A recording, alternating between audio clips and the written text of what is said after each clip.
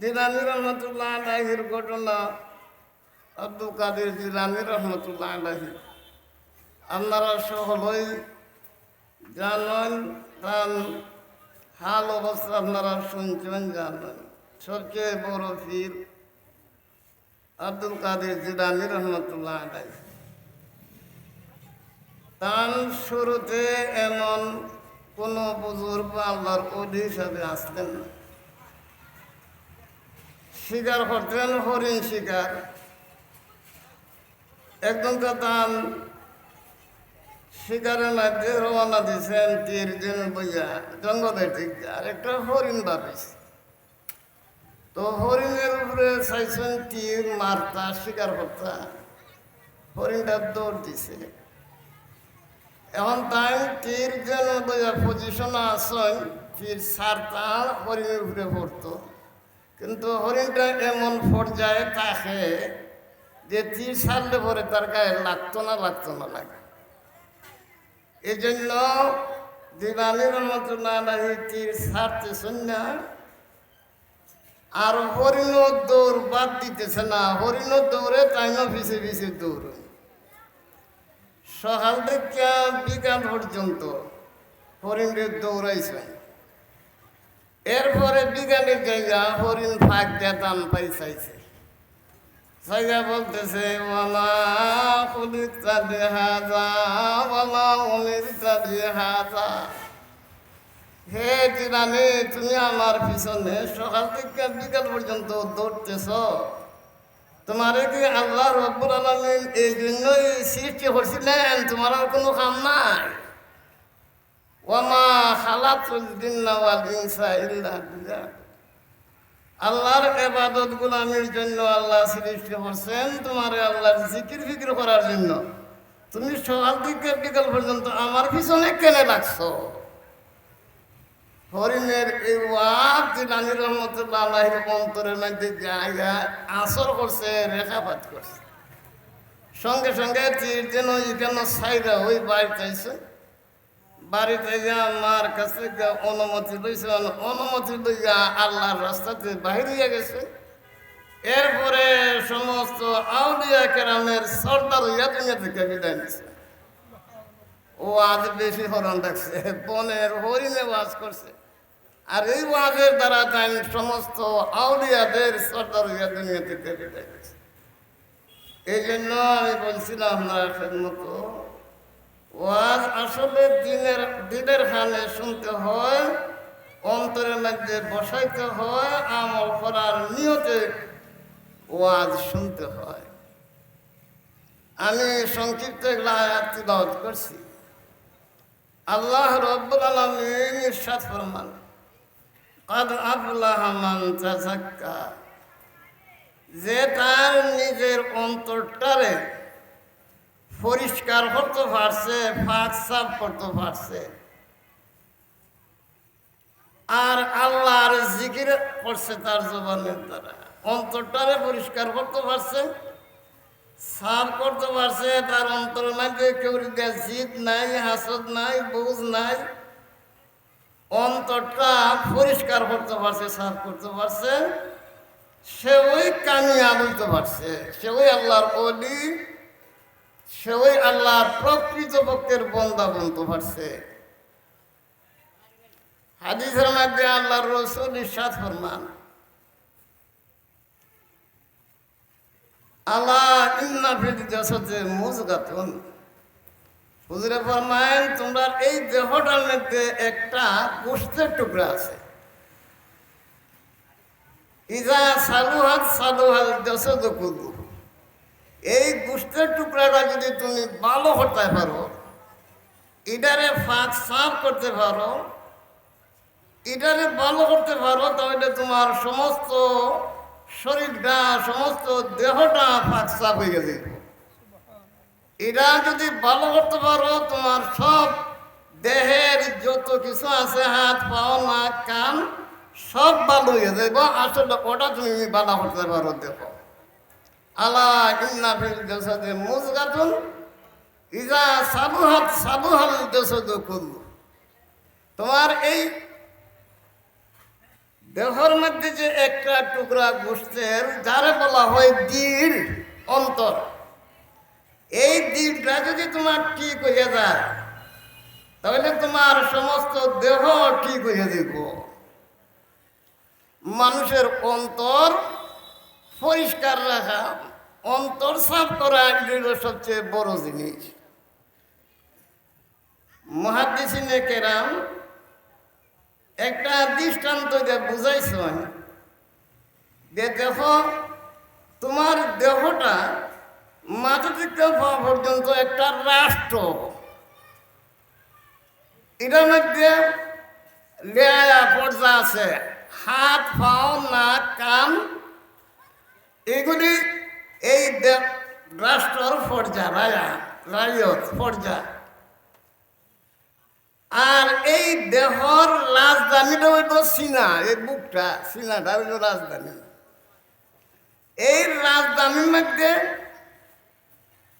একটা বাদশা বসা আছে, একটা টুকরায় গোষ্ঠ আছে যারে দিল বলা হয়। এটার মধ্যে তোমার ইমানের বাদশা বসা আছে। এখন তোমার এই দেহর যে বাদশা, সে যদি ভালো হয় তোমার এই হাত পাও যে পর্যা আছে এটা ভালো থাকে। রাষ্ট্রনায়ক যদি ভালো হয়, ফর্জ ভালো হয়। তোমার এই অন্তর যে দিকটা যে রাজা বাদশা, এটা যদি ভালো হয় তোমার হাতে ভালো কাম করব। এটা যদি ভালো হয় তোমার পায়ে ভালো কাম করব। এটা যদি ভালো হয় তোমার মুখে ভালো কাম করব।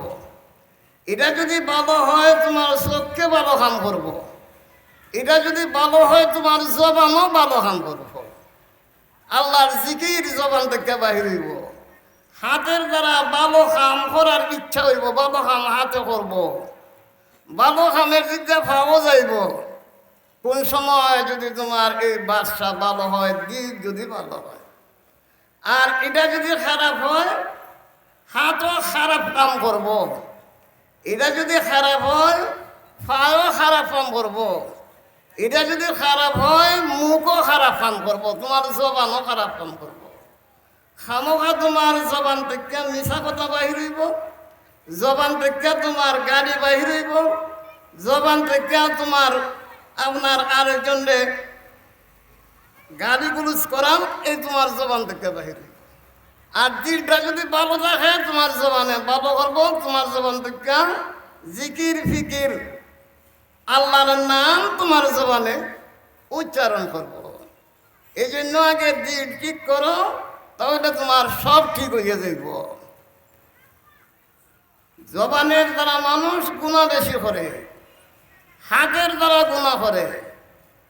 হুজুর আকরাম সাল্লাল্লাহু আলাইহি ওয়াসাল্লাম ইরশাদ ফরমাইছেন, আল মুসলিমুন মান সালিমাল মুসলিমুন, আল মুসলিমু মান সালিমাল মুসলিমুনা মিন লিসানিহি ওয়া ইয়াদিহি।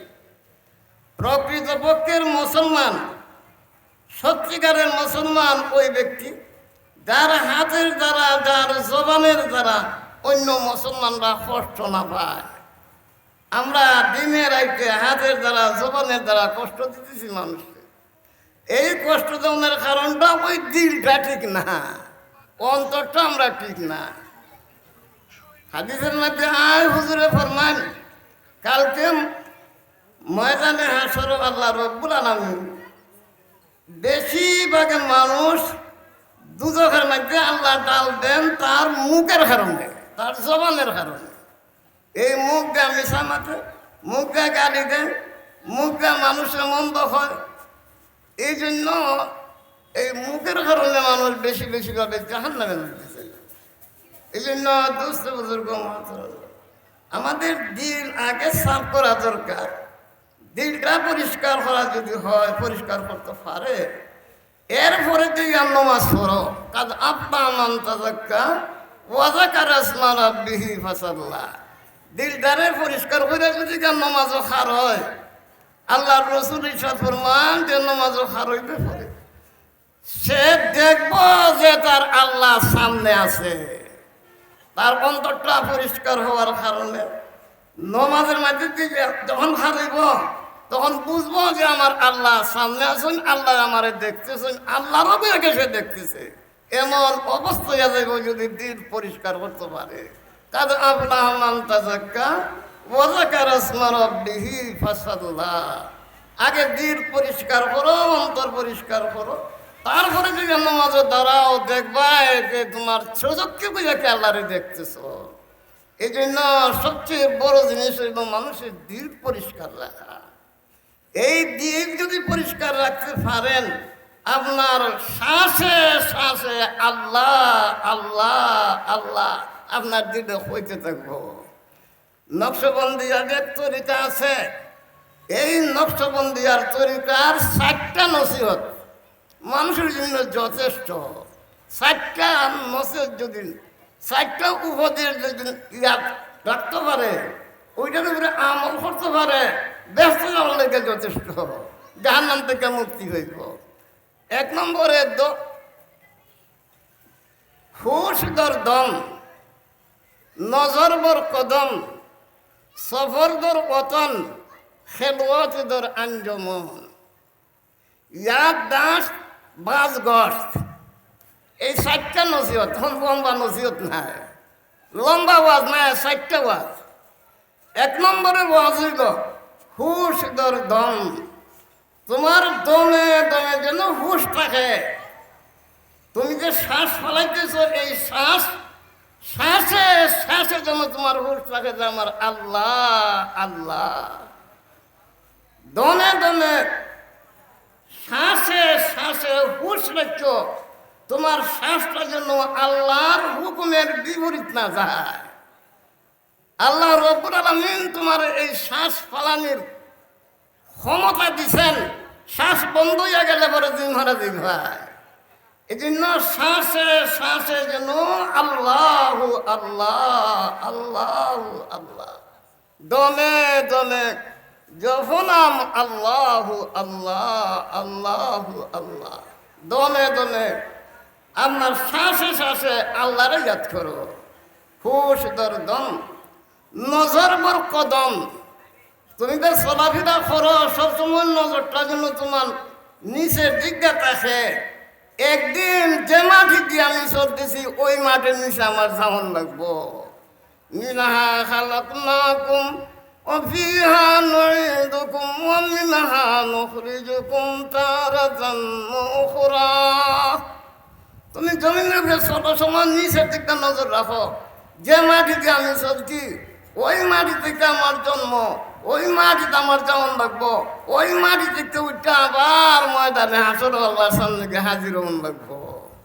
এই জন্য তোমার কদমে কদমে, তোমার খাইতে খাইতে যেন তোমার অন্তরের মধ্যে এই কথাটা ইয়াদ থাকে, এটা যেন স্মরণ থাকে। এই মাটির উপরে তুমি চিরদিন শ্রদ্ধায় না, কাজে বুক ফুলাইয়া সইত না, গেবেডি দেখতে হইরা সইত না, আপনার গর্ব হইরা সইত না, নম্র ভদ্র আল্লাহর গুলাম হিসাবে জমিনের মধ্যে চলো। যেমন সুনাবিল আরজে হাওনাম, জমিনের মধ্যে চলাফেরা করো একবারে নম্র ভদ্র জলিল হিসাবে, গুলাম হিসাবে, যে আমি আল্লাহর গুলাম, আমি আল্লাহর বান্দা। হোশ দরদম, নজর বর কদম, সফর দর ওতন। 3 নম্বর নসিহতটা করছেন সফর দর ওতন। তোমার দেহটা মাথা থেকে পা পর্যন্ত, এটার মধ্যে তুমি নজর কইরা দেখো, এটার মধ্যে তুমি চিন্তা কইরা দেখো যে আল্লাহ তোমার যে কি নিয়ামত গুলি দান করছেন, যে হাত পাও দান করছেন, কত বড় নিয়ামত। একটা মানুষের হাত না থাকলে পরে তার কি অবস্থা, পাও না থাকলে কি অবস্থা, চক্ষু না থাকলে কি অবস্থা। আল্লাহ রব্বুল আলামিন তোমার ব্রেন দিছেন, বুঝতে পারো। রাস্তায় দেখো কত পাগল পড়ে রয়েছে রাস্তার মধ্যে, তোমার যে আল্লাহ হুশ জ্ঞান দিছেন, তোমার যে আল্লাহ চক্ষু দান করছেন, কত মানুষ অন্ধ। এই কারণে সফর দর পতন, তোমার দেহর মধ্যে আছে এমন জিনিস যেটা দ্বারা তুমি উপদেশ হাজির করতে পারো। ওয়াজ যেমন লাগে না, তোমার দেহর ভাই তুমি চাইতে পারো, তুমি ওয়াজ পাই গেলাও, নসিহত হইতে পারো যে তুমি চিন্তা করো যে আল্লাহ রাব্বুল আলামিন আমার এই নিয়ামত সমূহ দিছেন, এই নিয়ামত সমূহের কদর আমি কতটুকু করলাম, এই নিয়ামত সমূহের শুক্রিয়া আমি কতটুকু করলাম। সফর দরবতন খেলওয়াত দর আঞ্জমন, 4 নম্বর নসিহতটা করছেন খেলওয়াত দর আঞ্জমন। সবসময় তুমি আল্লাহর ফিকিরত রাখো, ধ্যানত রাখো, খেয়ালত রাখো।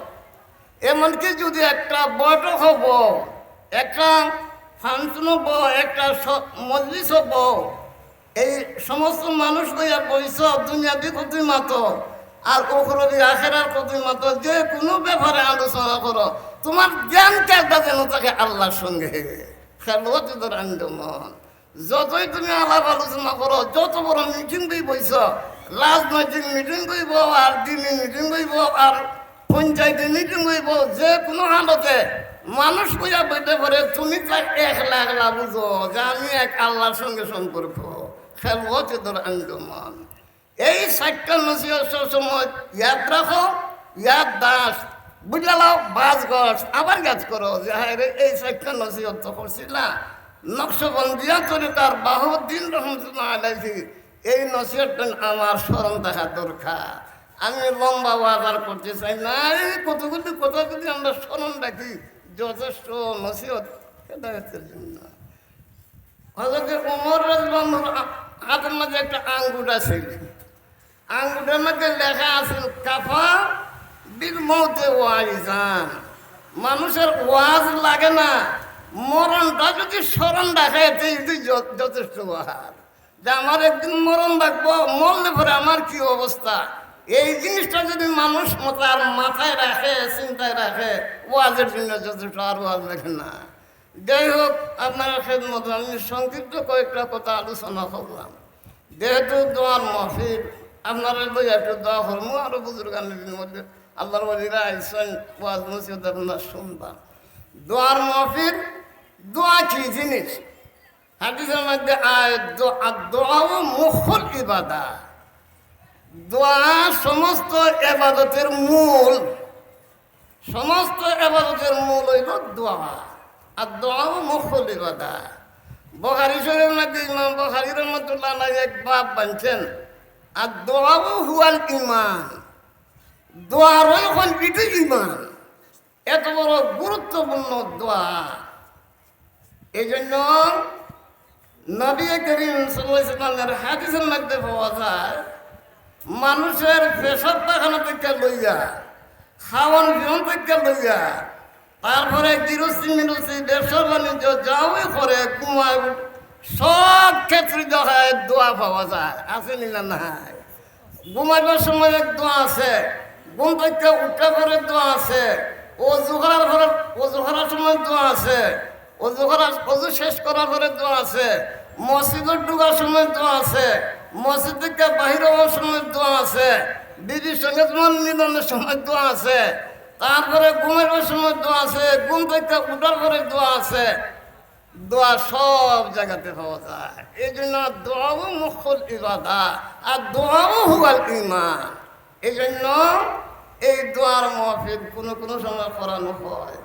ইজতিমাই দোয়া, ইনফিরাদি দোয়া, একা আছো আল্লাহর কাছে দোয়া করো, খান্দ ইজতিমাই হিসাবে দোয়া করো। এই কারণে যে এই মজমার মধ্যে, এই মসজিদের মধ্যে এমনও কোনো আল্লাহর ওলি থাকতে পারে, তার বুঝিলা আমার দোয়াও কবুল হইয়া দিতে পারে। পারেনি না? পারে না। এক বুজুর্গের কথা লেখছেন কিতাবের মধ্যে, এক মজমার মধ্যে দোয়া করছেন, আর এই মজমার মধ্যে, এই সবার মধ্যে একলা মানুষ এও এই সভা আইছে, কিন্তু এর স্বভাব আছিল খাফন চুরি করতো। খাফন চুরাতে বুঝেন না, দেশ আগে আছে, কোনো জায়গাতে আছে। খবর দেখতাম বাসিরা খাফন চুরি করে দুইয়ে থাকে, অত বড় সাহস খাফন চুরি। এই খাফন চুরি করতো যে কি বেটাবো, এই দোয়ার মধ্যে চাইছে। আল্লাহর বলি দোয়া করছেন, আর আল্লাহ এই মসজিদের মধ্যে যারা আইছে, রব্বুল আলামিন তাদের সগীরা গুনাহ কবিরা গুনাহ সব আল্লাহ তুমি মাফ করে দাও। আল্লাহ রব্বুল আলামিন দোয়া কবুল করে দিয়েছে। খাবন চূড়াতে আছিল, এবার দোয়া গিয়ে গেছে, কবুল হয়ে গেছে, এরকম আল্লাহ মাফ করে দিয়েছে। মাফ করে দেওয়ার পরে খাসপত মানুষের যায় না। পরের দিন গা ওই তার গ্রামের মধ্যে মানুষের নাম মরছে, খবর দিয়েছেন গা খুদ দেয়া রাত্রে খাবন খান তুই আওয়ার চেষ্টা করছে। যখন খবর খুঁজছে খুঁজতে কাফন বুঝা অনেক চেষ্টা করতেছে, তখন শুনে কোনান থেকে খেয়ে করতেছে, ওই কাফন চোরা খাল কেন আল্লাহর বলির দোয়ার মধ্যে আসলে তোর পক্ষে আল্লাহ দোয়া কবুল করছেন, আবার আসলে কাফন চুরি করবার লিখিয়া সঙ্গে সঙ্গে কুদাল খান চাইলে কাফন খান তুই না লাশটা তুই যেমনি আইসে আল্লাহ রব্বুল আলামিন এমন ভাবে হেদায়েত করছেন, আল্লাহর ওলিয়া দুনিয়া থেকে বিদায় নিচ্ছে। দোয়ার দরকার আছে না? এই আল্লাহর অলিদের দোয়া কার কথা কবুল হইব কোন সময় বলা যায় না। যাই হোক, আমি আমার কথা দীর্ঘায়িত করি না, আমার শৈল দেন না।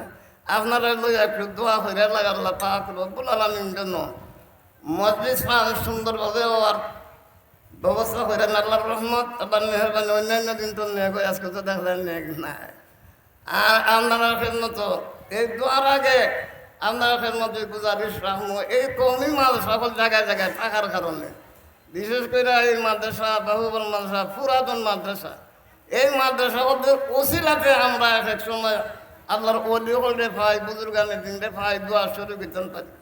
দোয়ার আগে আপনারা খেদমত আমার গুজারিশ থাকবো, যদি মনে করেন যে আল্লাহ আমার এই খয়রাতের উসিলায়, আমার এই সৎকার উসিলায় আল্লাহ আমার দোয়ান কবুল করতে 5 মিনিটের মধ্যে যদি কিছু কিছু দিতে চান, তার না দিলে তার দোয়ান করে দেবে।